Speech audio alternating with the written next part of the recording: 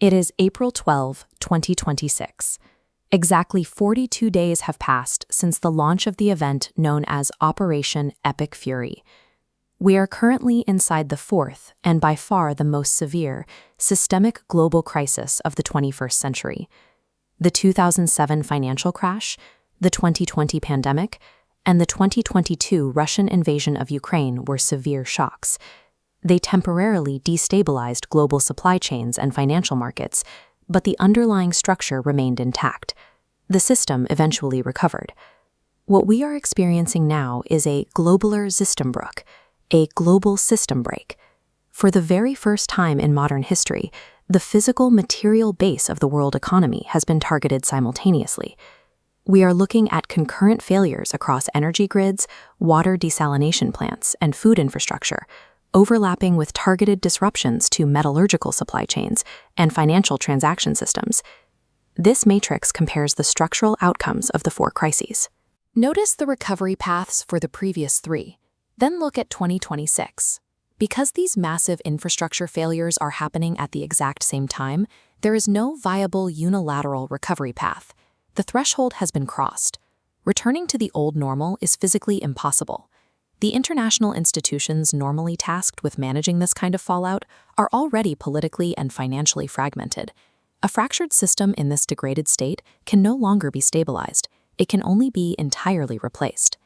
This sudden deficit of 13 million barrels of oil per day, combined with a 20% drop in gas exports, creates the initial impulse for a wider systemic failure. These energy shortfalls trigger the first set of higher-order effects across the global economy. The mechanism driving this deficit comes down to two geographic choke points. Under normal conditions, 20 million barrels of oil and 20% of global liquefied natural gas move through the Strait of Hormuz daily, while massive container traffic relies on Bab el-Mandeb. Market analysts and financial risk models are currently treating these blockades as a severe price shock.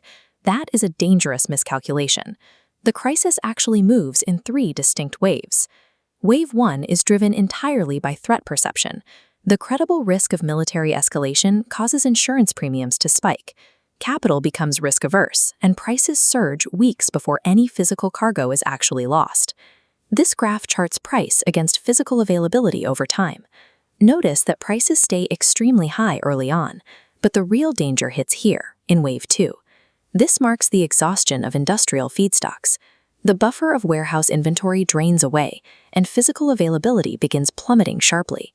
This creates true, unyielding scarcity. By the time we reach Wave 3, the scarcity hits end consumers and production lines. The public finally sees the empty shelves and grounded flights, but the supply chain actually died weeks earlier. When physical goods run out, markets stop distributing them neutrally. Governments and industries step in to enforce a strict hierarchy of needs through rationing.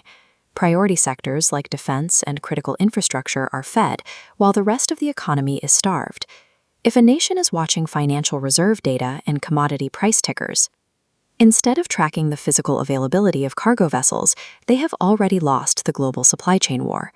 To understand how these shortages spread, we must look past crude oil and examine hidden dependencies inside the supply chain, starting with liquefied natural gas, LNG. This node map identifies LNG as both an energy source and a fundamental chemical feedstock for the production of methanol and urea. That urea node connects directly to the logistics grid. Urea is strictly required to manufacture AdBlue, the chemical fluid that heavy diesel trucks must use to operate their emission systems. No AdBlue means the trucks do not run. This creates a closed failure loop. A shortage of natural gas halts urea production. The lack of urea grounds the diesel transport fleet. And without the transport fleet, whatever fertilizer remains cannot be delivered to agricultural fields. An industry can usually adapt if one or two supply chains break at the same time. They can use alternate suppliers or pay premium prices. Up to a point, the damage is merely additive. But there is a mathematical tipping point. By day 42, April 10, 2026, 6 critical chains broke simultaneously. Past this threshold of 6 concurrent failures, the cascade becomes multiplicative. The total damage expands exponentially, far exceeding the sum of the individual disruptions.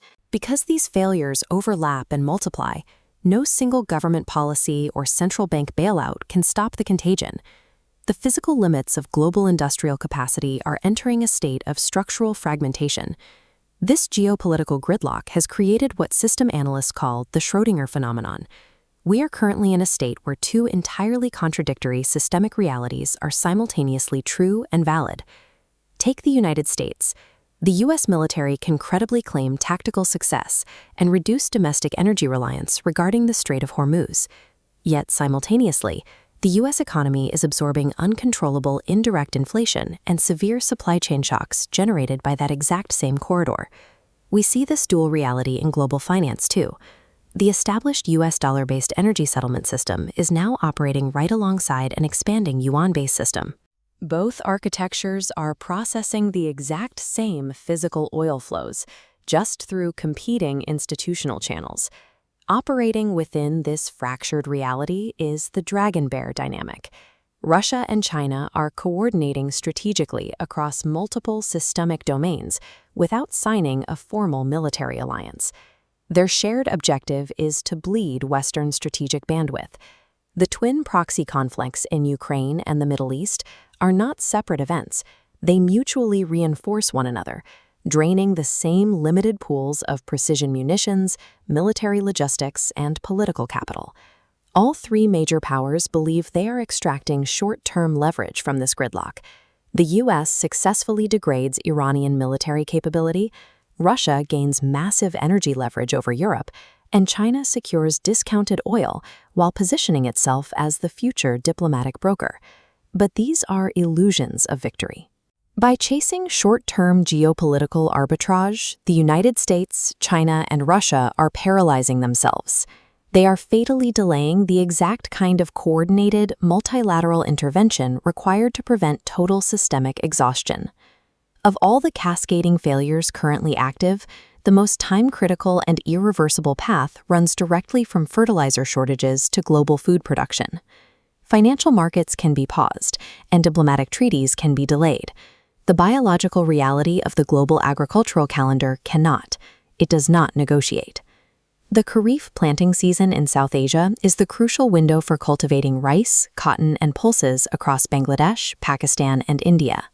The physical deficit is already here. Bangladesh has watched its fertilizer reserves drop to roughly 11 days of supply, while its domestic production capacity remains completely crippled by the ongoing LNG outages.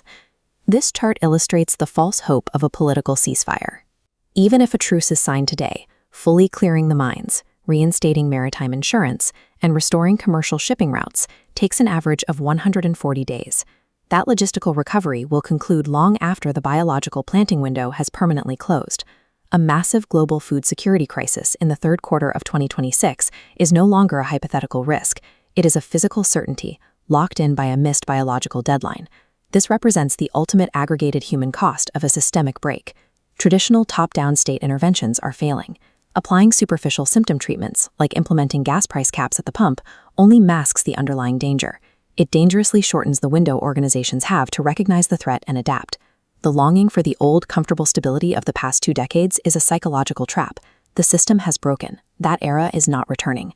Survival now requires radical decentralization. We have to move away from the hyper-efficiency of just-in-time supply chains and prioritize the creation of localized physical material buffers. This shift demands what crisis managers call the 4K rule. In der Krise kompetente Köpfe kennen. In a crisis, no competent minds. The sheer magnitude of this collapse can induce paralysis.